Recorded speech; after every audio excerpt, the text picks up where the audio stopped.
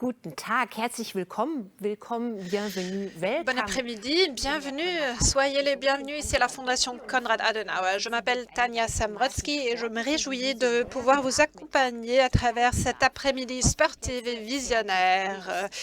À vos marques, prêts, partez! Ça sonne comme si nous étions les participants à un événement sportif. En anglais, c'est Ready, Steady, Go. Ça sonne beaucoup plus dynamique et ça nous inspire pour avoir des événements dynamiques à travers toute l'Europe. Dans 4 jours, nous allons donner le coup d'envoi sur la conférence sur l'avenir de l'Europe, un dialogue mené par tous les citoyens, par toutes les citoyennes vivant en Europe. C'est notre vision de façonner l'Europe de l'avenir. Et en ces temps de pandémie, de disruption mondiale, nous sommes à point nommé pour nous repositionner. Et pour la Fondation Konrad Adenauer, nous arrivons maintenant également à un point nommé pour porter notre regard sur l'avenir de l'Europe. Et tout d'abord, nous donnons la parole à notre hôte, professeur Dr Norbert Lammert, le président de la Fondation Konrad Adenauer, qui fait des mots d'inauguration un événement. Je vous remercie, Madame Samrotsky. Vous ne me facilitez pas la tâche, mais l'Europe constitue une tâche majeure qui n'est pas toujours facile. Mesdames et messieurs, je vous souhaite la bienvenue ici. Je tiens à vous saluer très cordialement ici depuis la Fondation Konrad Adenauer à Berlin et je me réjouis de votre intérêt que vous portez à l'avenir de l'Europe. Si on souhaitait le formuler de façon plus prudente et plus précise, il y aura dans quelques jours une conférence qui sera inaugurée portant sur l'avenir de l'Europe. Il semble que de nombreuses choses ont déjà été dites par rapport à l'Europe, toutes les gentillesses, toutes les méchancetés, mais plus que nous vivons quelque chose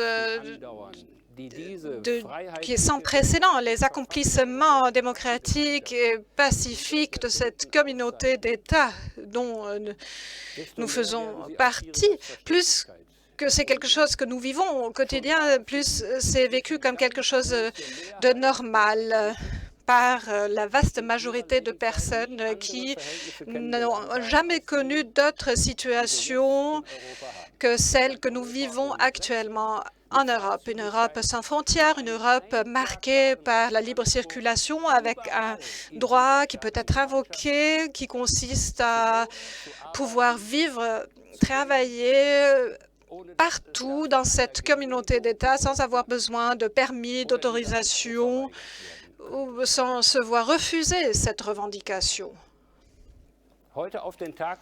Aujourd'hui, nous sommes au jour même où, il y a 200 ans, que Napoléon est décédé, très loin de l'Europe d'ailleurs. Il était banni, il se trouvait sur l'île Sainte-Hélène. Il était un représentant extraordinaire de l'ancienne Europe, un représentant d'une Europe dans laquelle les grands changements qui sont survenus n'étaient pas seulement le fruit de la diplomatie subtile, mais aussi le fruit d'actions très ferme, y compris également la violence militaire. Aujourd'hui, nous vivons dans une Europe, par contre, dans laquelle les grands changements sont le résultat d'accords et de contrats, de traités, ou parfois cela les empêche de porter leurs fruits parce que, suite aux leçons historiques que nous avons tirées de l'histoire, suite à ces enseignements, nous avons dit au revoir à cette manière de procéder. Le dernier élan de formuler une telle perspective pour l'avenir de la communauté des États s'est produit il y a 20 ans. Il s'agissait de la tentative de donner à cette communauté d'États une constitution. Et cet élan, cette initiative a échoué, comme vous le savez. Mais ce qui est un fait qui n'est pas marginal, c'était suite à un texte élaboré d'arrache-pied. Et dans aucun pays membre, ce texte aurait échoué au Parlement national. Non. Mais il y avait 2 pays fondateurs de la Communauté européenne où ce texte a échoué dans des référendums. Et maintenant, c'est une nouvelle tentative. Cette tentative, maintenant, actuellement, est plus modeste, elle est différente et elle donne justice à la compréhension commune qu'entre-temps, au cours de ces 20 dernières années, la nécessité d'approfondir la cohésion européenne, la coopération européenne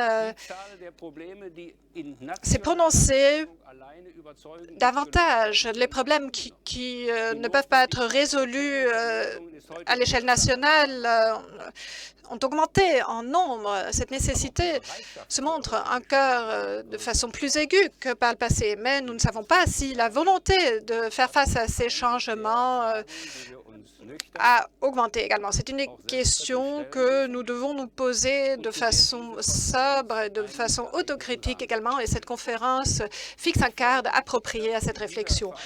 Je suis content de voir que lors de cette conférence de la Fondation Konrad Adenauer, nous sommes en mesure de donner le coup d'envoi à cette réflexion conjointe, et je tiens à remercier dès maintenant Diana Kinnert, professeur Simon et Dr. Pöttering qui vont nous faire part de leurs propres expériences, de leurs propres perspectives pour prendre part à ce processus de réflexion commune.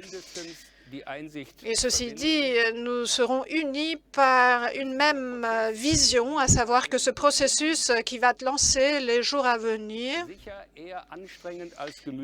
va être accompagné d'un effort, va être fastidieux. Mais le projet dont il s'agit vaut la peine de faire cet effort.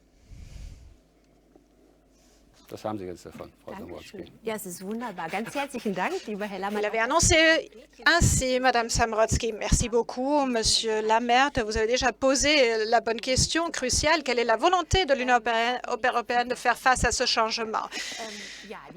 Je ne vous ai pas promis trop, mesdames et messieurs. C'est la conférence sur l'avenir de l'Europe qui est inspirée par un processus de réflexion commun qui rend visible les citoyens de l'Europe comme personnes qui façonnent l'Europe. Et la question de savoir pourquoi la codécision est tellement importante pour l'avenir de l'Europe va être présentée par la présidente de la Commission européenne, et Dr. Ursula von der Leyen nous fait part également de son rêve personnel à l'échelle européenne.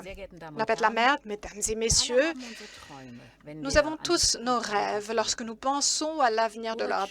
Robert Schuman, l'un des pères fondateurs de notre Union européenne, a rêvé de la paix, comme de nombreuses personnes appartenant à sa génération.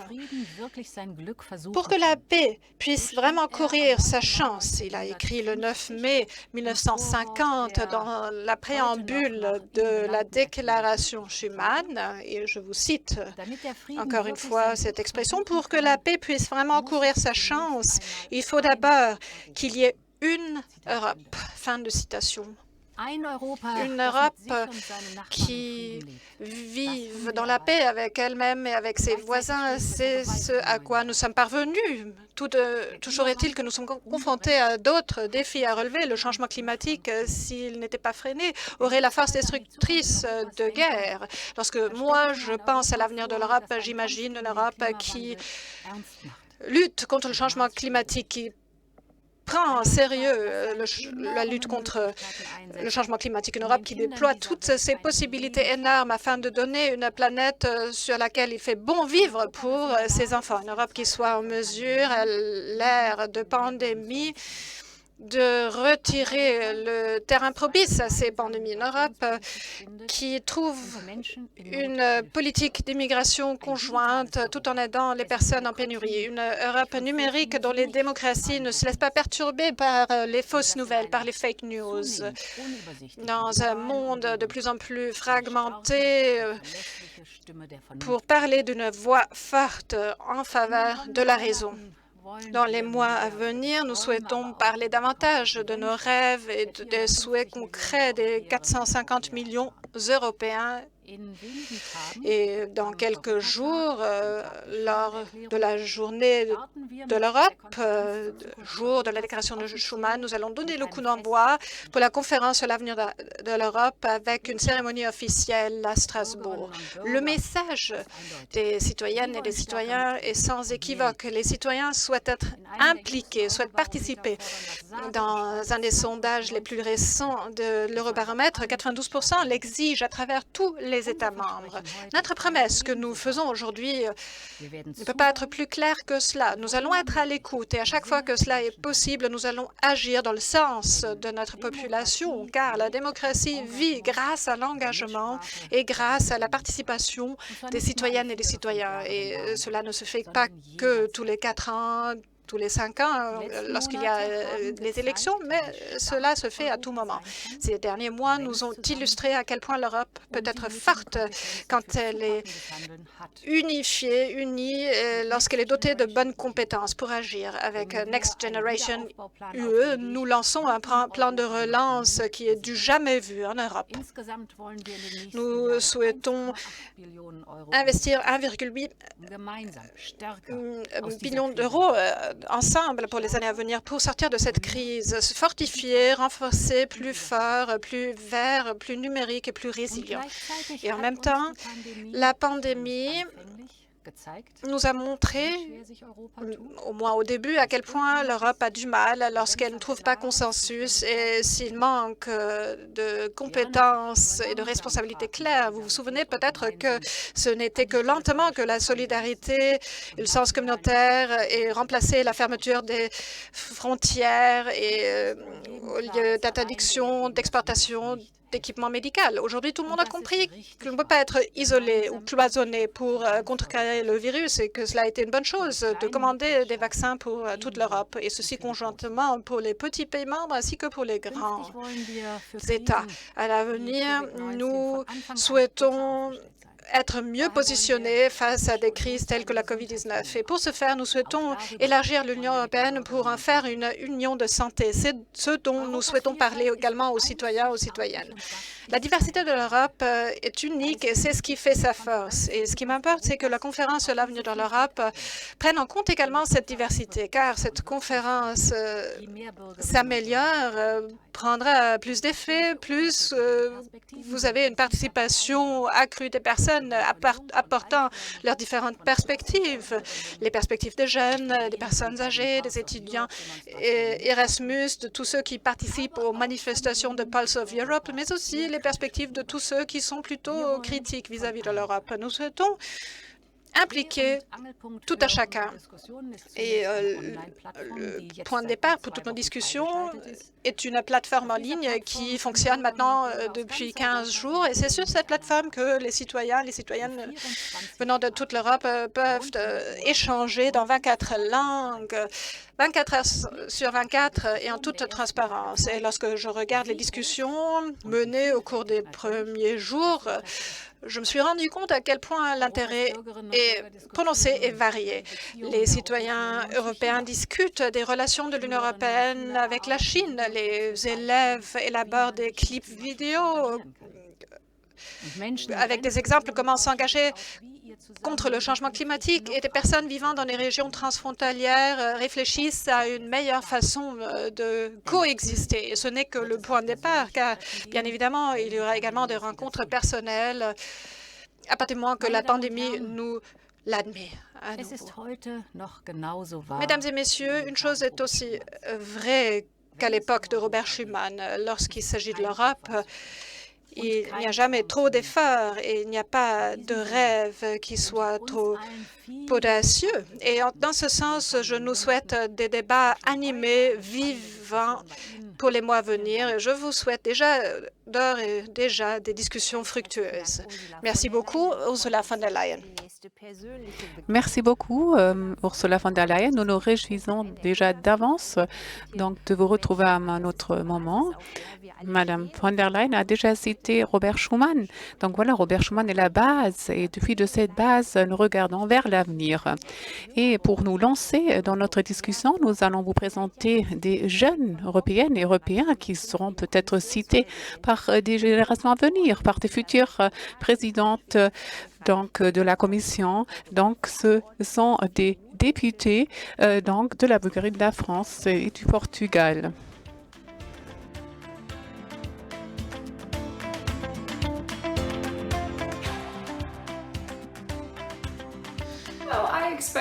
Quelles sont vos attentes?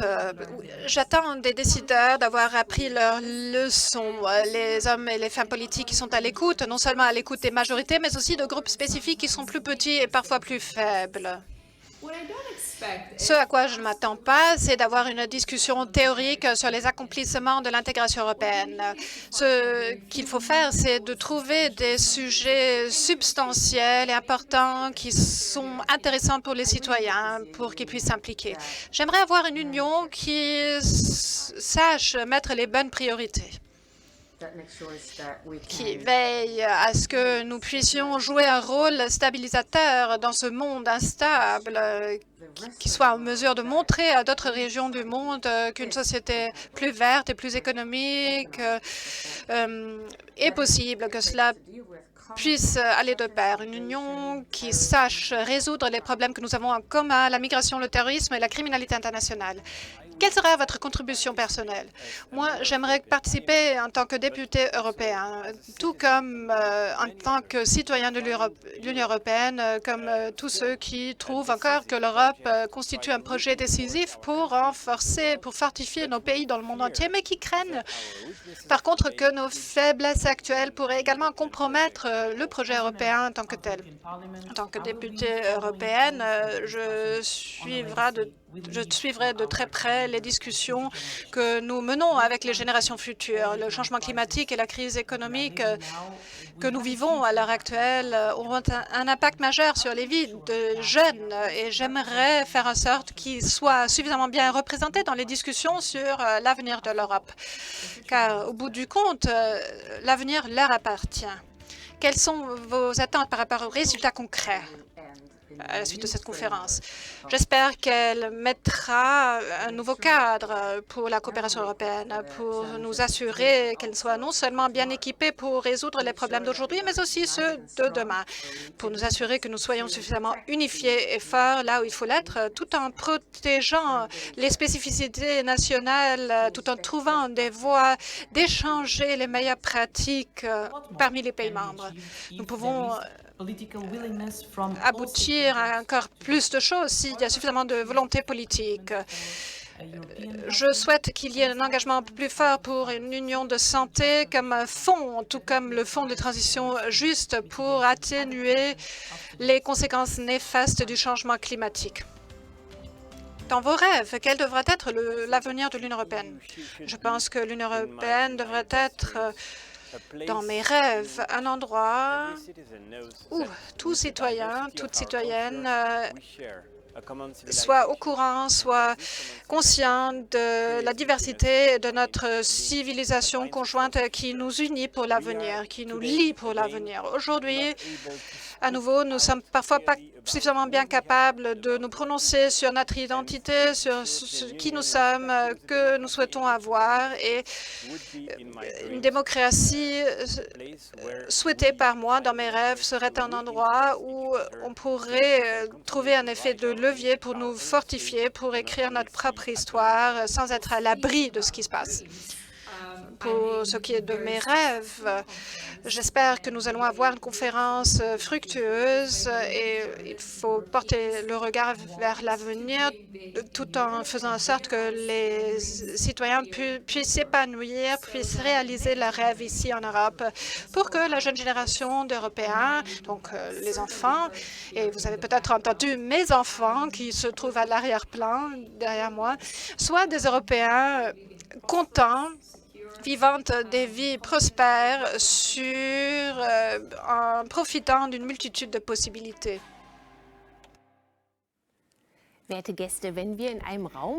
Chers invités, donc si nous étions tous ensemble donc dans la même salle, vous aurez remarqué la même chose que moi-même. Le professeur Dr Saint-Simon, il a reconnu ses collègues du Parlement européen et il s'en est réjoui. Donc c'est quelque chose que je remarquais. Nous avons entendu Eva Mandel, qui est la députée portugaise, qui a présenté en tant que première ses attentes et elle a dit qu'elle a des souhaits par rapport à la conférence. Elle a dit qu'il fallait parler de manière plus concrète au lieu de parler des acquis de l'intégration européenne. Et voilà, c'est également quelque chose que nous allons prendre en compte lors de notre discussion, lors de laquelle nous avons donc 4 générations différentes. Donc, je souhaite la bienvenue à Diana Kinert, au professeur Simon et au docteur Pöttering. Donc, je vous présente tout d'abord Dr Hans-Gert Pöttering, qui était pendant 35 ans député du Parlement européen. Vous le connaissez tous, il est l'ancien président du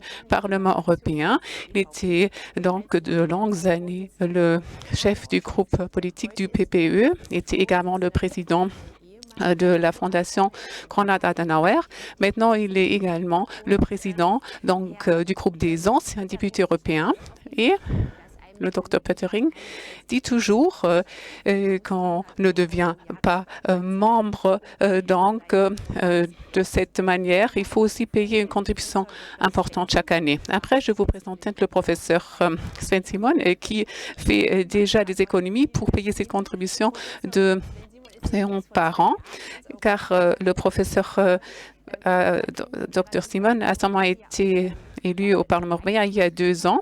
Auparavant, vous étiez également député au niveau local. Donc, lorsque Simon parle de la subsidiarité, il sait vraiment de quoi il s'agit. Donc, il a fait des études en Israël, à Warwick, aussi à New York, et il est également professeur pour le droit européen, le droit public à Marburg.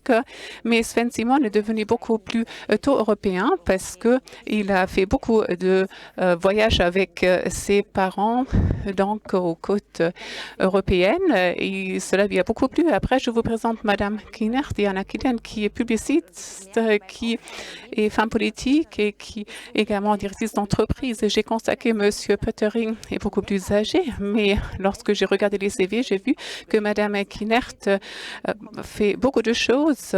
Elle s'engage dans la commission de l'atelier pour la cohésion sociale, aussi dans le réseau de l'intégration. Donc, elle a créé également le comité de consultation jeune de la Fondation Konrad Adenauer et elle également gérante d'une plateforme pour les innovations vertes et en même temps, elle écrit encore des livres.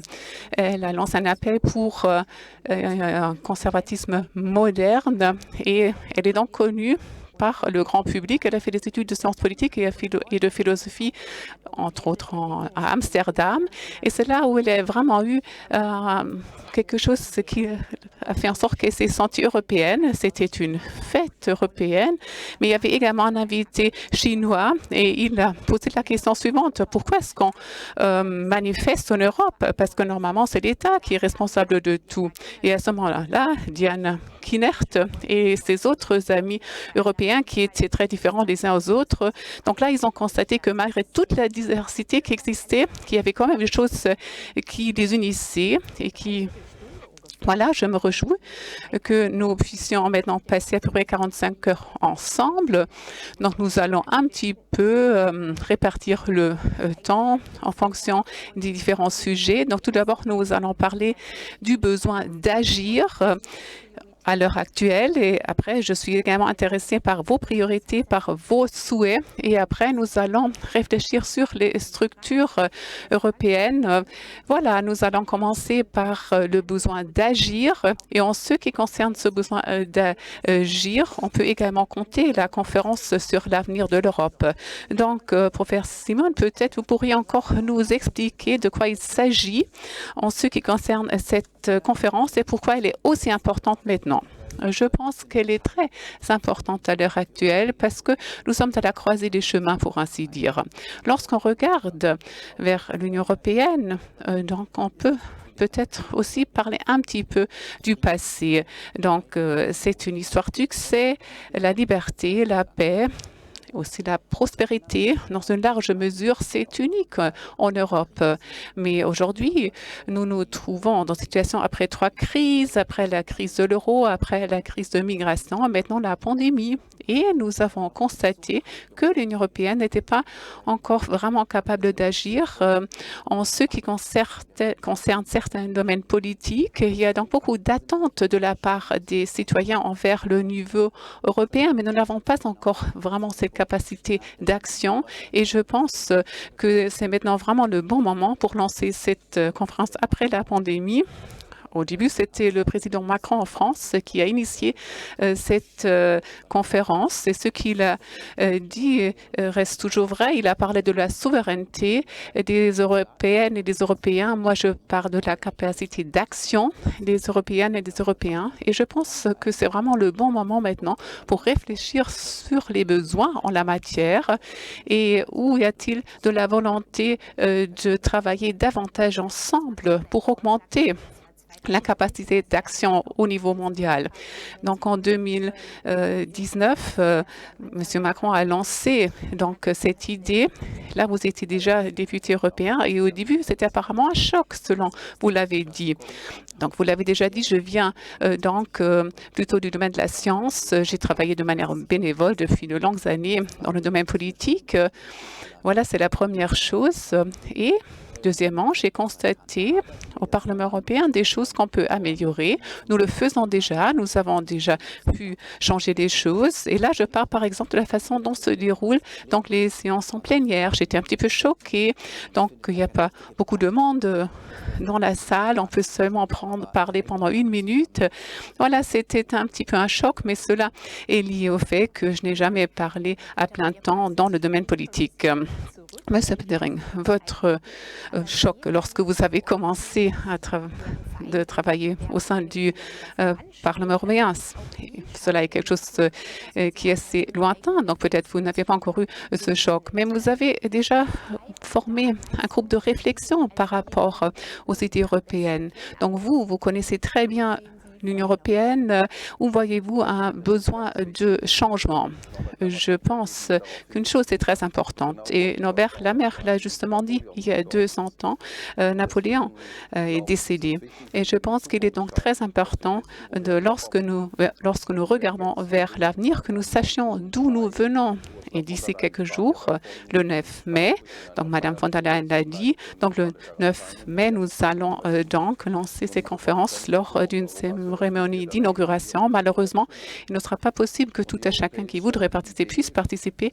Et là, nous allons donc célébrer Robert Schuman et l'idée européenne telle qu'a été présentée par Robert Schuman. Et l'idée était la suivante. Les peuples qui participent à l'intégration européenne devraient vivre en paix. Et l'idée était aussi que nous soyons une communauté juridique, et c'est également quelque chose qui est très important. François Bellamy a parlé de notre civilisation, et moi j'aimerais parler de notre communauté des valeurs qu'est l'Union européenne. Cette communauté se base sur la dignité de l'homme, sur la démocratie, sur le droit, sur la paix, sur la liberté, et tout ce que nous voulons atteindre doit se baser sur ces valeurs. Et maintenant, nous devons défendre ces valeurs au niveau de l'Union européenne, mais aussi vers l'extérieur, et c'est la raison pour laquelle nous devrions d'une part lutter contre le changement climatique et en faveur de la numérisation, que nous puissions développer une politique de sécurité, politique extérieure plus qu'auparavant, car seulement lorsque nous allons agir en tant qu'Européens, nous allons être à même de défendre nos valeurs, et seulement de cette manière nous pouvons avoir un bon avenir. Et les anciens députés veulent également apporter leur contribution pour l'avenir. Et j'aimerais insister sur ce point. Vous avez parlé des valeurs. Donc, le mot de valeur est peut-être un mot qui est devenu un petit peu poussiéreux en allemand. Donc moi, j'ai 50 ans et pour moi, ces valeurs sont tout à fait évidentes. J'ai grandi avec ces valeurs, mais ces valeurs ne sont plus évidentes. Cela fait partie de la tradition, mais c'est quelque chose qu'il faut défendre maintenant parce qu'il y a aussi de la concurrence par rapport au système. Tout à fait, vous avez tout à fait raison. Chaque génération doit faire face à ses propres défis et il n'est pas censé de faire preuve de nostalgie en disant auparavant tout était meilleur. Non, ce n'est pas le cas. Il y avait les grandes guerres, donc il ne faut pas penser de cette manière. Donc les régimes qui sont autoritaires, qui sont peut-être même totalitaires, et là je peux nommer certains pays, la Russie, la Chine. La Chine est au moins autoritaire, peut-être même totalitaire. Donc, en ce qui concerne ces régimes, on ne devrait pas dire nous ne pouvons pas agir du tout. Non, il faut faire preuve d'assurance en défendant nos valeurs contre ceux qui nous défient en la matière. Et je pense qu'il faut être d'une part sûr de soi-même. Il faut également être humble, déterminé, tout en sachant que nous n'allons jamais avoir le paradis ici sur Terre, mais il faut quand même défendre nos valeurs. J'aimerais maintenant parler des valeurs des jeunes et ces valeurs ont été renforcées par la jurisprudence de la Cour constitutionnelle fédérale. Là, il s'agit surtout de la politique climatique. La Cour constitutionnelle fédérale a dit qu'il y avait un droit à avoir des chances à l'avenir. Cela a concerné la protection climatique dans ce cas concret, mais on peut transférer cela à autres domaines politiques. Une valeur de l'Union européenne devrait être qu'elle soit à la hauteur de la responsabilité qu'elle a envers les jeunes. Est-ce que c'est le cas et où est-ce qu'on pourrait améliorer les choses? Je pense que le jugement de la Cour constitutionnelle fédérale est très intéressant. Cela montre une certaine linéarité et cela montre qu'il ne suffit pas que la linéarité ne suffit pas de continuer avec les anciens politiques parce que maintenant, nous devons relever des nouveaux défis. Et pour y arriver, pour trouver des solutions, il faut donc également voir que les compétences politiques doivent changer et on peut transférer cela à beaucoup d'autres sujets. Moi, je pense surtout aux droits des citoyens dans le numérique. Nous faisons confiance à des grands groupes privés qui n'ont pas leur siège en Europe. Dans les différentes nations, dans les différents pays membres, nous parlons pas d'une seule voix en ce qui concerne donc le numérique. Nous savons que nous allons bientôt avoir affaire à donc l'automatisation complète. Là, il s'agit aussi de doutes. Donc, beaucoup de personnes ont peur. Donc, beaucoup de personnes pensent que peut-être le plein emploi n'est plus quelque chose qui va persister dans ce nouveau monde. Donc, vous l'avez dit, il y a différentes générations, mais c'est justement aussi l'idée de cette conférence. On va être à l'écoute de toutes les générations pour avoir une idée de l'ensemble des générations. Oui, tout à fait. Madame la Présidente l'a dit, il s'agit d'une plateforme numérique. On peut participer 24 heures sur 24. Et là, la numérisation a vraiment pu faire avancer les choses. Donc, nous voulons savoir ce que pensent les personnes. Donc, les idées ne sont peut-être pas forcément des idées très réfléchies, mais c'est quand même quelque chose qui va nous expliquer en tant comme fin politique qu'il faut être à la hauteur des attentes des citoyens, car nous vivons également dans notre propre bulle. Heureusement, nous avons pu inviter certains collègues qui nous ont fait part de leurs idées, mais ce serait encore mieux si nous pouvions avoir cette discussion au niveau européen. Aujourd'hui, c'est beaucoup plus facile et c'est justement ce que nous devons faire. Il faut vraiment dire qu'il est possible d'apporter sa contribution. Bien évidemment, cela a également créé une certaine déception si on ne peut pas mettre en œuvre tout ce qui a été proposé. Et finalement, la conférence n'est qu'une plateforme de participation et la décision est prise par ceux qui font preuve de responsabilité, donc les parlements nationaux et aussi le Parlement européen. Parlons de la responsabilité aussi en ce qui concerne donc les futures générations. Donc ce jugement de la Cour constitutionnelle fédérale est vraiment quelque chose sans précédent. Cela est également dit par des juristes. Si on transfère cela aux chances matérielles, à la prospérité, ou y a-t-il encore une lacune à combler par l'Union européenne, ou est-ce qu'on pense peut-être pas suffisamment donc aux jeunes? Donc moi je suis née en 91, je connais aussi la RDA seulement des manuels d'histoire. Je ne connaissais pas non plus donc le jour où est décédé Napoléon, et je pense qu'il est très important que la jeune génération connaît donc la paix, connaît donc la prospérité lorsqu'on mène des discours. Mais pour nous, c'est tout à fait normal aussi. La libre circulation, Erasmus, etc., c'est quelque chose qui va de soi. Et il faut rendre les choses plus claires. On a besoin d'incitations pour que l'idée de l'Union européenne devienne concrète. On pourrait mettre en place un programme d'Erasmus pour les start-up en Europe, pour qu'un jeune start-up portugais puisse aller en Autriche, par exemple, pour qu'on puisse s'échanger. Ces plateformes d'échange sont très importantes pour que les jeunes comprennent que la coopération est quelque chose qui n'existe pas seulement dans le marché unique, mais aussi dans notre communauté de valeurs et que nous en profitons tous. Monsieur Pottering, lorsque vous écoutez Madame Kinert, qu'est-ce que vous en pensez? Est-ce que le jugement vous a également poussé à penser à plus de chances pour les jeunes? Oui, tout à fait. Et je pense qu'il est très bien que nous retrouvions ici à travers les générations. Moi, je représente peut-être la génération la plus âgée. Et au sein de l'Union européenne, nous avons souvent la perception que nous sommes très pessimistes. Pour beaucoup de personnes, le verre est seulement à moitié rempli. Et moi, je vois toujours le côté positif. Donc le verre est à moitié rempli pour moi, pas à moitié vide. Et malgré tous les déficits et toutes les crises, et moi je parle plutôt des défis que nous voulons relever à l'avenir. Donc il faut faire preuve d'une certaine assurance en soi-même pour relever ces défis. Et personne dans le monde, et nous en tant qu'Européens, nous ne le savons pas non plus, mais en fait c'était l'Union européenne qui a lancé la première législation en matière de protection climatique le 21 avril 2009. J'ai donc signé la première législation climatique de l'Union européenne avec la présidence tchèque de l'époque, donc réduction du CO2 de 20%, plus d'énergie renouvelable de 20% d'ici 2020. Donc nous avons à l'époque diriger les choses. Mais bien évidemment, ce n'était pas encore parfait, mais il faut continuer sur cette voie et que la Cour constitutionnelle fédérale nous ait donné cette mission. Voilà, cela représente un défi pour les hommes et les femmes politiques. Je suis d'accord avec Madame Kinert. Donc, c'est quelque chose de nouveau, mais ce que nous faisons maintenant se base sur ce que nous avons déjà fait.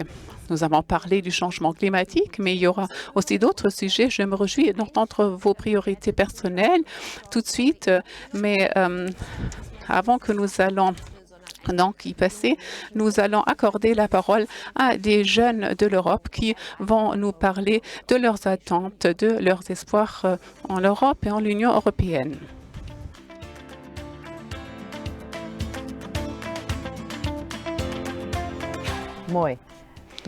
Bonjour, je m'appelle Elina, j'ai 39 ans et j'habite à Helsinki en Finlande.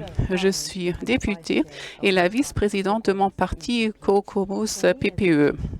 Pour moi, en tant que Finlandaise, l'Union européenne est la porte d'entrée à une communauté européenne avec des valeurs communes et des droits humains. Bonjour, je m'appelle Ioana Georgia, j'ai 22 ans et je viens de Grèce. J'habite à Thessalonique, qui est aussi ma ville natale. Je suis en train de terminer mon bachelor en journalisme et en communication des médias de masse à l'Université de Thessalonique. Et je suis boursière de la Fondation Konrad Adenauer. En tant qu'étudiante et jeune, je pense que l'avenir de l'Union européenne devrait être dédié à l'éducation afin de garantir à tous les jeunes Européens une éducation gratuite de haute qualité pour que nous puissions devenir des citoyens compétents et actifs. Bonjour, je m'appelle Davis et j'ai 21 ans. Je viens de Riga, la capitale lettonne, et je fais en ce moment des études de sciences politiques à l'Université de Lettonie. Pour moi, en tant que Letton, l'Union européenne est une possibilité de retrouver l'Europe après avoir été séparée de l'Europe de l'Ouest par le rideau de fer. Et en tant qu'étudiant, je pense que l'Union européenne devrait se concentrer à l'avenir sur le maintien et l'amélioration de nos démocraties, car la démocratie va de pair avec la paix. Bonjour tout le monde, je m'appelle Francisco et je viens du Portugal. Et je vous salue de ma ville natale, Portalegre. En ce moment, je fais un master en sciences politiques à l'Université catholique du Portugal. Vu que je suis un jeune Européen, il est tout à fait clair que l'Europe me tient beaucoup à cœur. Je suis aussi un produit des frontières ouvertes, des programmes d'échange européens et de la libre circulation. Bonjour tout le monde, je m'appelle Asia, j'ai 26 ans et je viens d'Italie. J'écris une thèse de doctorat en sciences politiques ou plus précisément en études européennes. Mes domaines de travail sont la coopération transfrontalière, la gouvernance multiniveau et la subsidiarité dans l'Union européenne. En tant que chercheuse, je pense que l'Union européenne devrait davantage soutenir les pays membres lorsqu'il s'agit de créer des systèmes d'éducation porteurs d'avenir et devrait promouvoir le réseau des universités européennes, pas seulement pour les étudiants, mais aussi en faveur des professeurs, des chercheurs. Bonjour, je m'appelle Yann, j'ai 25 ans et je viens de Catalogne, d'Espagne. Je suis originaire de Cervera, mais à l'heure actuelle, j'habite à Madrid où je travaille en tant que directeur pour le mouvement européen espagnol. Je vis dans une relation Erasmus et je pense que l'Europe devrait être à l'avenir un projet fédéral dans lequel on ne demandera plus à mes enfants d'où ils viennent. Bonjour, je m'appelle Sarah Pusova, je fais mes études à Prague et je travaille pour la communauté Schroedgelin Ackermann. Pour moi, en tant que Tchèque étudiante, l'Union européenne représente une grande opportunité, un sentiment d'appartenance commune et un espace dans lequel la liberté et la démocratie sont respectées. La pandémie de Covid-19 a montré que la solution pour toutes les crises réside dans la coopération. Je souhaite que l'Union européenne continue à protéger ses citoyens, à défendre la paix, les droits humains et la démocratie et prouve au monde que la paix et la coopération sont possibles entre les États. Et j'espère qu'elle continuera à me rendre fière d'être européenne. Comme le disait déjà Robert Schuman, quand il va de l'avenir de l'Europe, aucun effort n'est vain, aucun rêve trop hardi. Oui, la dernière intervenante a bouclé la boucle en allant des vieux accomplissements sur lesquels nous avons bâti ce projet. Madame Kinert, ça fait le lien avec ce que vous venez de dire. Et Monsieur Pataring, vous avez également mené ce combat pour la jeune génération. Les jeunes ne sont plus marqués par les expériences de guerre dans leur famille, mais la grande crainte, la grande appréhension des jeunes, c'est le changement climatique sur lequel il faut revenir. Et à juste titre, c'est une crainte justifiée. Madame Kinert, qu'est-ce que cela signifie de comprendre le changement climatique comme projet pour l'Union européenne? Il s'agit d'un phénomène transfrontalier, mais l'Union européenne, que peut-elle faire? Je pense que l'Union européenne et ses pays membres sont fortement marqués par l'industrialisation, à savoir que nous sommes maintenant tenus de repositionner nos économies nationales d'une façon plus durable, plus orientée selon la conservation des ressources, avec une perspective à long terme. C'est une incitation, un grand défi à relever pour l'Europe. Et bien entendu, il faut également cibler l'agriculture, la protection des consommateurs, l'infrastructure, l'investissement dans des domaines verts tels que les jeunes pousses et une stratégie pour la biodiversité qui existe déjà.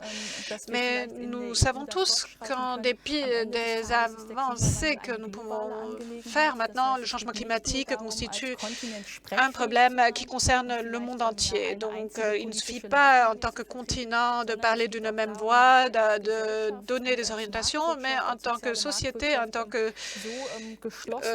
économie de marché, économie sociale de marché, de faire preuve de cohésion pour que d'autres pays puissent suivre notre bon exemple sans pour autant devoir inculquer notre point de vue sur d'autres personnes, mais pour faut faire preuve de quelque chose de plus social, de plus durable, orienté selon l'économie du marché.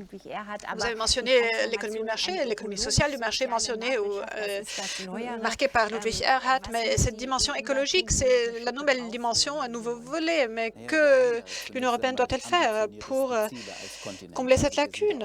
Nous avons déjà fixé des objectifs ambitieux sur ce continent. Nous sommes déjà sur la bonne voie. C'est ce que l'on oublie souvent. En termes de réduction de CO2, nous avons été couronnés de succès depuis 1990. Donc, les objectifs sont fixés par rapport à cela, ce point de départ de 90. Mais il faut que je rebondisse là-dessus. Il faut que nous soyons les pionniers en termes de technologie pour que tout le monde puisse suivre notre exemple. Et si on le fait à l'aide d'interdictions, cela fait que la bureaucratie soit trop lourde pour garantir une compétitivité. Ce sera à la Chine de prendre la relève. Donc, il faut faire plus.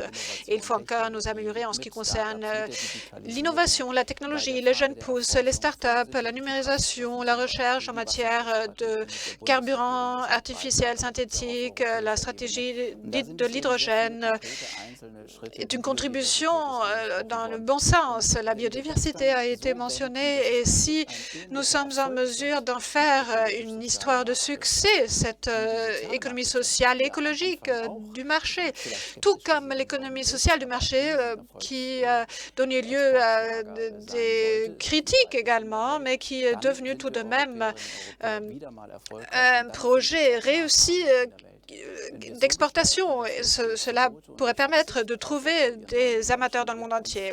Mais les interdictions et une voie ou une approche autoritaire ne nous aidera pas. Et là, nous trouvons encore des divergences politiques d'un parti politique à l'autre. Le CDU est marqué également par les nouvelles technologies. Ils ont dit que les Verts misent plutôt sur les interdictions. Et c'est quelque chose de compliqué face à ce monde mondialisé. À l'échelle internationale, nous sommes connus en tant que pays orienté vers les exportations et il faut faire en sorte qu'il y ait plus de justesse et plus d'égalité, tout en introduisant par exemple la taxe carbonique, la taxe CO2. Et là, il faut faire attention à ce que l'on ne crée pas de désavantages concurrentiels pour les entreprises européennes en comparaison avec d'autres entreprises du reste du monde. Donc, il faut garder cet avantage concurrentiel et un énorme potentiel dont nous pouvons profiter. Mais j'ai cette confiance en nous et je suis M. Pottering dans cette attitude positive. Nous allons y réussir. Vous avez mentionné un potentiel innovant et lorsqu'il s'agit de la lutte contre le changement climatique, il existe un énorme potentiel d'innovation. Vous avez mentionné également la migration, mais le changement climatique est accompagné d'inégalités. Donc, M. Pottering, il faut peut-être également porter notre regard sur la politique étrangère de sécurité qui est d'actualité, mais qui change constamment également. Où pensez-vous que l'Union européenne doit se repositionner, doit se réajuster? Permettez-moi de rebondir sur ce que mes prédécesseurs viennent de dire, et je suis parfaitement d'accord avec vous. J'aimerais mentionner le traité de Lisbonne qui est entré en effet au mois de décembre 2009, qui est, si vous voulez, la constitution de l'Union européenne. Le principe économique, c'est l'économie sociale de marché marquée par la concurrence compétitive. Et nous avons réussi à faire en sorte que l'économie sociale du marché soit intégrée dans ce traité européen. Dans les années 50, 60, cela aurait été impensable, mais maintenant, cela a été possible d'ancrer l'économie sociale du marché dans ce traité en l'accompagnant de l'aspect de la concurrence, de la compétitivité. Et maintenant, il faut créer le juste équilibre entre l'économie, d'une part, et l'écologie, d'autre part. C'est ce qui compte. Et le professeur Simon a mentionné des partis politiques. Et c'est ce qui fait la force du CDU, c'est que nous avons toujours été le garant d'une bonne économie solide, mais tout en restant ouvert vis-à-vis de tout ce qui est en termes de défis dans le contexte du changement climatique et innovant pour la protection de l'environnement. Et tout est lié intrinsèquement. Lorsque nous prenons la question migratoire, tout ceci est intrinsèquement lié aux évolutions climatiques. Si la Terre devait se chauffer davantage en Afrique, des terrains vastes ne seraient plus utilisables pour l'agriculture. Et à ce point-là, ces populations vont se déplacer pour s'installer chez nous. Donc il faut articuler ces politiques. Et je souhaite que l'Union européenne ait la force de lancer une politique conjointe vis-à-vis du tiers-monde, si nous avons encore le droit d'utiliser ce terme, de trouver une politique conjointe vis-à-vis de la Russie, vis-à-vis de la Chine. Et il faut également prendre en compte le grand problème des droits fondamentaux, des droits de l'homme. Il ne faut jamais que penser à l'économie, mais aussi faire en sorte que tout un chacun puisse invoquer ces droits de liberté. Et pour ce faire, nous avons besoin d'une politique étrangère de sécurité commune, ce qui est crucial, car nous ne pouvons défendre nos valeurs que lorsque nous sommes bien positionnés sur le plan militaire et sur le plan de la défense pour y faire face. Et si vous me permettez un mot de clôture, en tant qu'Européens, en tant qu'Européennes, vu la nouvelle administration américaine avec le gouvernement Joe Biden, nous avons une nouvelle opportunité à saisir à une époque où les Américains s'engagent en notre faveur, nous soutiennent. Nous pouvons maintenant nous affirmer en tant qu'Européens dans ce contexte. Et que se passera-t-il à partir du moment où il n'y a plus Joe Biden, mais un autre président comme le président précédent qui souhaitait se retirer de l'OTAN. Et maintenant, il s'agit de saisir cette opportunité. Je vous lance un appel de construire une politique étrangère de sécurité commune. Je vous remercie. Donc, il faudrait saisir cette opportunité. Monsieur Simon, j'aimerais également porter le regard vers l'extérieur. Vous exigez un changement de paradigme pour nous orienter plutôt vers l'extérieur, non pas vers l'intérieur. Donc, on s'est trop orienté vers l'intérieur au cours des 70 années passées. C'était cette idée géniale de Robert Schuman et de Jean Monnet d'imbriquer les économies nationales pour faire en sorte qu'il n'y ait plus de guerre. C'est ce à quoi je pense quand je pense à la CECA, par exemple. Mais il ne faut pas en rester là, et vous y avez fait allusion. Nous nous trouvons au plein milieu d'un concours, d'une compétition de systèmes. Donc, pouvons-nous affirmer nos valeurs, la liberté, l'état de droit, la démocratie, pouvons-nous les défendre à l'encontre du reste du monde? Et c'est à quoi je fais allusion quand je vous parle de l'orientation vers l'extérieur.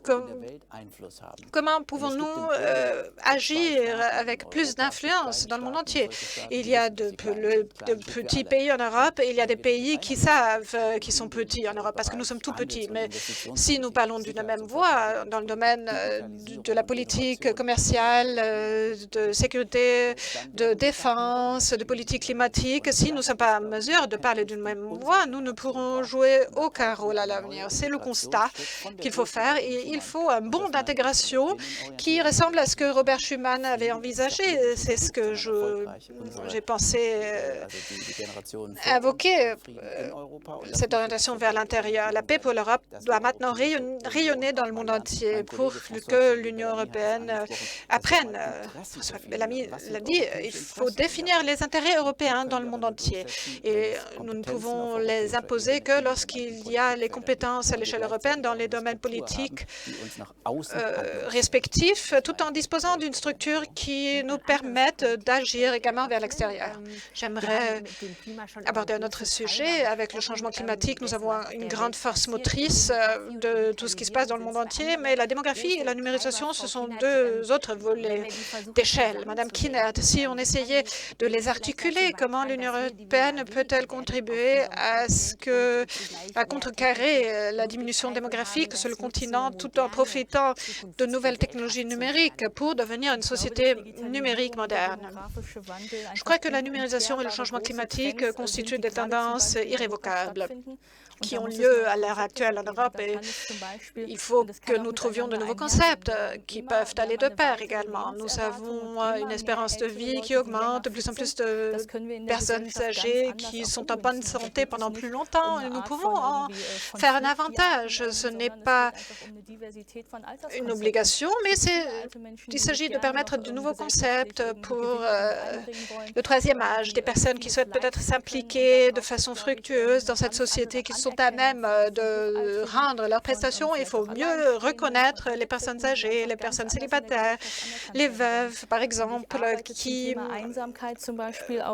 méritent cette reconnaissance. Et je travaille dans le domaine de la solitude en Europe et en Grande-Bretagne. On vient de créer un ministère sans parallèle, le ministère de solitude, qui s'occupera d'une génération de plus de 60 ans qui grandit pendant l'époque de l'industrialisation et qui ne sont plus visibles. Et pour à nouveau les rendre visibles, tout en profitant de cette richesse d'expérience, de ce trésor d'expérience qu'apportent les personnes âgées, c'est une grande tâche d'avenir qui se pose à nous, qui est plus concrète que l'idée il y a des idées concrètes telles que les taxis avions, les avions taxis.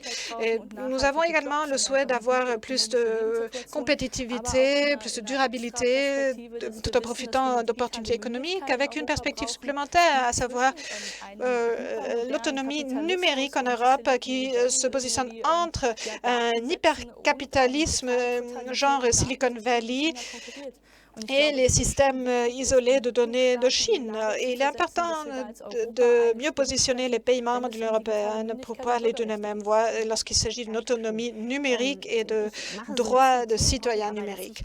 Je saute un peu d'un sujet à l'autre. C'est du fait que nous avons une multitude de thèmes à l'ordre du jour. Madame Kinnaert, vous avez mentionné les pays membres, dont il y a 27. Et Monsieur Simon, nous parlons toujours de l'unité dans la diversité. C'est un mot d'ordre pour nous. Mais dans la réalité, de nombreuses personnes de Düsseldorf ne connaissent même pas la ville de Dresde ou de Gdansk ou de Dobrich.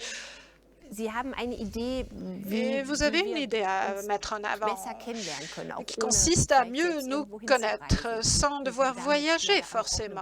Et cela peut jeter une base, poser les jalons d'une identité européenne.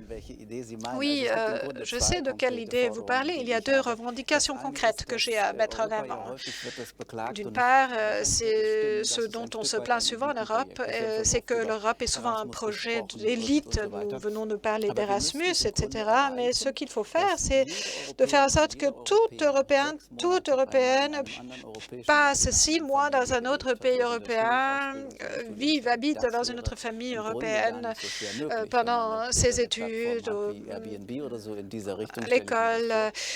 Cela pourrait être organisé comme Airbnb, sur une plateforme numérique. Et il ne faut pas que ce soit si coûteux que cela. Mais vous faites allusion à quelque chose de très concret, c'est l'instauration d'une plateforme médiatique européenne. Cette idée n'a pas été inventée par moi, cette idée existe depuis plus longtemps, mais elle n'a pas encore été mise en œuvre. Nous avons parfois une perspective trop fragmentée, trop nationale. Lorsqu'on parle de la démographie à un Croate ou à un Bulgare, eux, ils pensent à autre chose. Par exemple, la fuite des cerveaux vers l'Europe occidentale. C'est ce dont nous avons tendance à négliger. Et si nous avions une plateforme européenne sur laquelle les stations de télévision européennes pourraient télécharger quelque chose, l'Union européenne prendrait en charge la traduction et le programme serait diffusé en direct. Cela nous permettrait de mieux connaître les situations politiques au Portugal ou au Danemark, dont nous ne sommes pas forcément au courant. On nous montre toujours, voilà la situation en Irak et voici la situation aux États-Unis et fin de l'histoire. Quand on regarde les infos, c'est quelque chose qui est très géopolitique, les sujets qui parfois ne nous concernent même pas. Donc tout ce qu'a dit Donald Trump nous a été raconté, mais cela n'intéressait personne. Et la question de savoir quels sont les problèmes que nous avons sur le terrain en Europe. Et cette plateforme médiatique pourrait regrouper toutes les informations de toutes les chaînes d'émissions européennes que l'on pourrait faire afficher par un seul clic. Mais aujourd'hui, nous sommes empêchés de le faire car il existe cette barrière linguistique en Europe. Et d'un autre côté, nous avons des spécificités telles que le géoblocage. Quand je voyage à Bruxelles, je n'ai pas moyen de regarder notre chaîne de télévision allemande, ZDF, ce qui est étrange. Donc, les pays pourraient y mettre leur contenu, l'Union européenne financerait la traduction et tout le monde pourrait y avoir accès. Et la plupart des Européens, j'en suis sûre, s'intéressent beaucoup plus à l'étranger européen qu'à tout ce que Donald Trump publié sur Twitter. Oui, donc nos tubes d'exportation, ce serait plus Derrick ou Lindenstrasse, mais les infos. Madame Kinnett, vous êtes d'accord? Oui, quand on parle de l'idée européenne, une certaine publicité va avec. On ne peut pas juste l'allumer en cliquant dessus, mais le fait d'éliminer ce géoblocage, ce serait déjà un premier pas. Dans ma génération, on utilise TikTok, Instagram, les réseaux sociaux, et là, la culture pop se déroule toujours en anglais. Tout est en anglais systématiquement, et de nouveaux scandales ou de nouvelles qui nous viennent de l'étranger, c'est quelque chose auquel nous pouvons réagir très rapidement. Et la jeune génération est hautement politisée. C'est également la prétention des jeunes de non seulement s'éduquer, mais aussi de s'informer, de s'échanger. C'est quelque chose qui existe déjà. Donc la demande est donnée, la demande est là, et peut-être il n'est même pas nécessaire de créer une toute nouvelle plateforme, mais il faudrait peut-être plutôt parler aux chaînes existantes pour savoir pourquoi tous les correspondants sont-ils tellement éparpillés ou seulement à Bruxelles ou à Strasbourg. Monsieur Pottering, vous souhaitez ajouter un mot? Oui, cette européanisation qui a surgi dans vos remarques, c'est quelque chose qui serait souhaitable.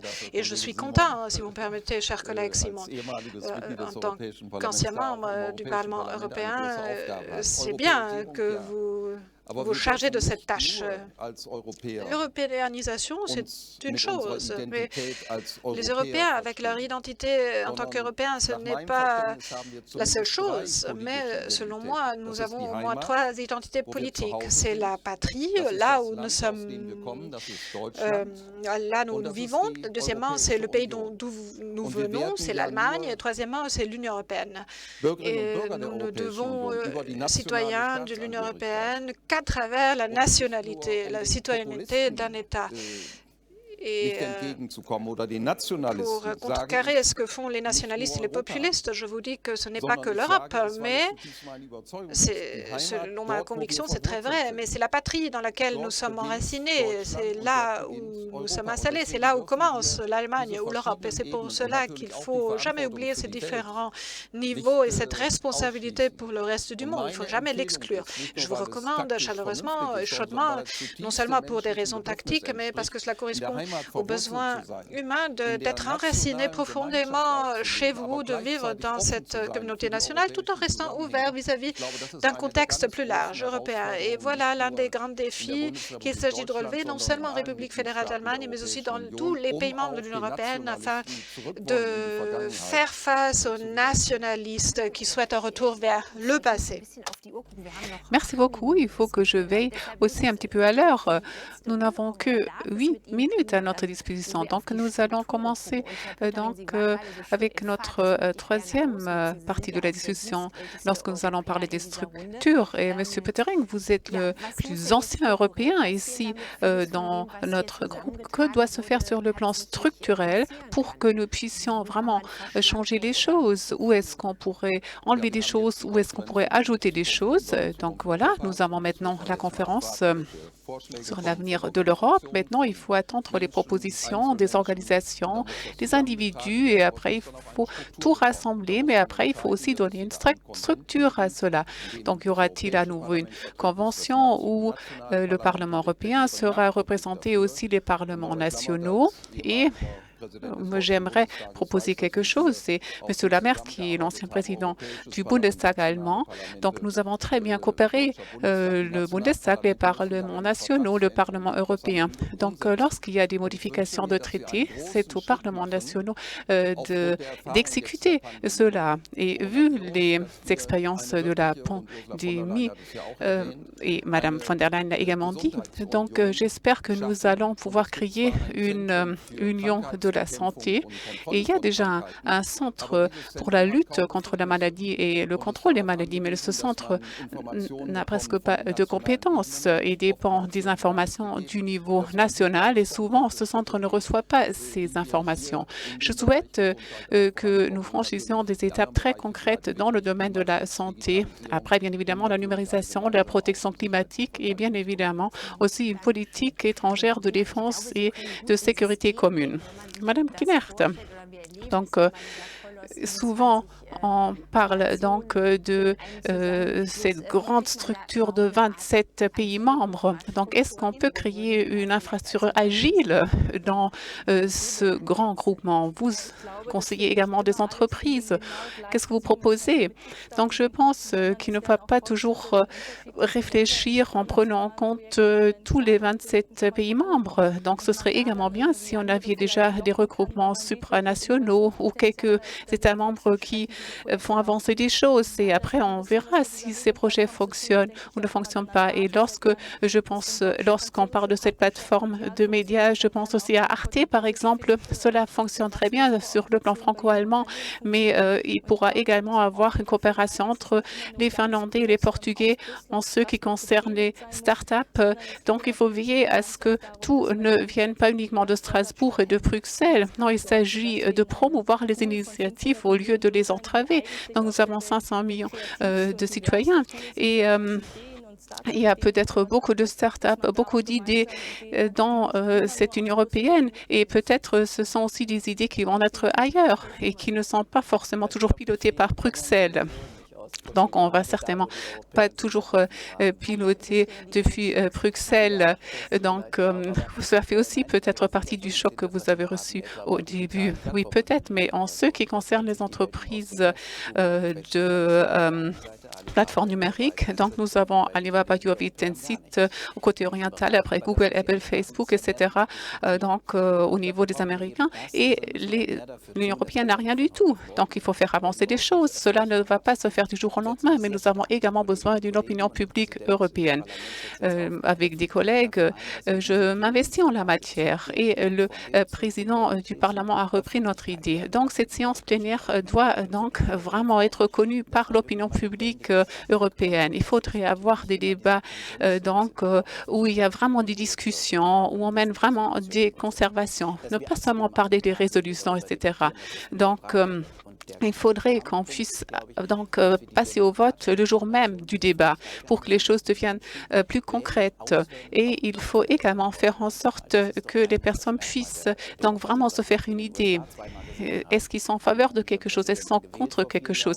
Nous avons vu aux États-Unis, il y a 4 ans, ils ont voté pour un président et ils n'ont plus voté pour lui maintenant. Si les personnes ont toujours l'impression que le pouvoir exécutif de l'Union européenne n'a pas bien travaillé en matière de vaccins, n'a pas bien communiqué, donc les personnes veulent avoir la possibilité de ne plus revoter pour cette commission, par exemple. Mais au niveau européen, on ne sait plus à la fin qui est responsable de quelle erreur. Peut-être on n'a même pas fait d'erreur, mais on n'en discute pas. Et voilà, la Commission ne dépend pas vraiment du Parlement européen.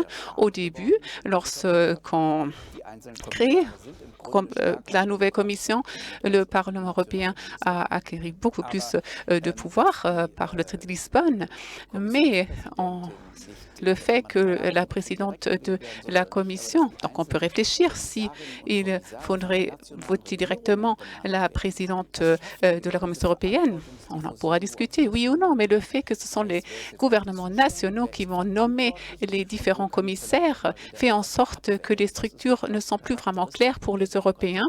Et voilà, une caractéristique de la démocratie est de ne plus voter pour une certaine personne et cela rendrait donc les choses plus attrayantes aussi au niveau européen. Donc nous ne pouvons pas clore en disant nous ne voulons plus donner notre voix à telle ou telle personne. Non, ce serait destructif. Donc voilà, je reviens à ce qu'a dit M. Lamert au début. Quelle est la volonté au niveau européen de changer? Monsieur Pottering, il y a des sondages qui montrent que la grande majorité des citoyens des pays membres veulent que nous agissons ensemble au niveau de l'Union européenne. Cela montre qu'on veut changer les choses, qu'on veut prendre en compte les différents avis des parlements nationaux, du Parlement européen, des autres groupes. Donc, apparemment, on veut qu'on agisse ensemble et moi, je suis également quelqu'un qui est en faveur de la la démocratie représentative. Donc, nous donnons notre voix à des députés et ces députés doivent être à l'écoute du peuple. Et voilà, c'est aussi l'objectif de cette conférence sur l'avenir de l'Europe. Nous voulons être à l'écoute des personnes et il faut en tirer des conclusions. Et cela doit mener à plus de points communs, toujours sous le slogan de l'unité dans la diversité. Nous ne voulons pas donc un melting pot européen. Donc, nous venons de voir les images de ces belles villes, Prague, Helsinki, Rome, Paris, Berlin. Nous voulons maintenir cela, mais nous voulons également avoir une souveraineté européenne pour que nous puissions donc rendre possible une action commune au niveau européen. Et en dessous de ce niveau européen, il y a de l'action régionale, nationale et aussi locale. Et c'est ce que je souhaite par rapport à cette Europe qui songe à l'avenir. Passons à M. Simon. Donc, les Européens ne veulent pas seulement donc de l'unité dans la diversité. Ils veulent être unis donc en diversité. Et voilà, il faut prendre cela vraiment au sérieux. Donc, le collègue français l'a dit. Lorsqu'on réclame aujourd'hui une armée européenne, donc c'est quelque chose qui ne va pas plaire aux Français. Mais lorsqu'on dit il n'est pas juste de réinventer les choses 27 fois, d'acheter les choses 27 fois, et il est également très clair que nous avons une valeur ajoutée en ce qui concerne la lutte commune en faveur de la cybersécurité. Donc, lorsque nous discutons de cette manière, je suis sûre qu'il y a vraiment beaucoup de volonté de coopérer davantage. Merci beaucoup. Madame Kinert. Donc, vu votre âge, mais vu aussi donc votre tenue, vous apportez un nouvel esprit, un esprit frais en des anciennes structures. Pensez-vous que l'Europe est prête à changer? Je pense que l'Europe doit changer si elle veut avoir l'aval d'une génération plus jeune. Et lorsque je discute donc avec des personnes qui ne font pas partie des élites, qui ne s'intéressent pas beaucoup à la politique, donc que ces personnes veulent que les choses soient légitimées. Et lorsque nous parlons de nouvelles technologies, il faut aussi réfléchir sur la façon dont cela se reflète dans notre quotidien. Il s'agit de la durabilité, aussi de la santé psychologique et mentale. Il s'agit aussi de concepts pour les personnes âgées. Il s'agit aussi des droits de l'homme, des valeurs européennes que nous devons défendre depuis l'Union européenne. Beaucoup de jeunes connaissent par les médias sociaux des féministes du printemps arabe ou des militants qui ont manifesté dans les rues pour plus de diversité. Merci beaucoup. Nous avons donné beaucoup d'informations, beaucoup de contenu. Et vous, chers invités, merci de votre intérêt. Et j'espère que cette discussion vous a peut-être inspiré de soutenir l'Europe, peut-être aussi dans le cadre de la conférence sur l'avenir de l'Europe, à laquelle tout un chacun peut participer. Et là, j'aimerais reparler donc de notre jeune député de France, François-Xavier Bellamy.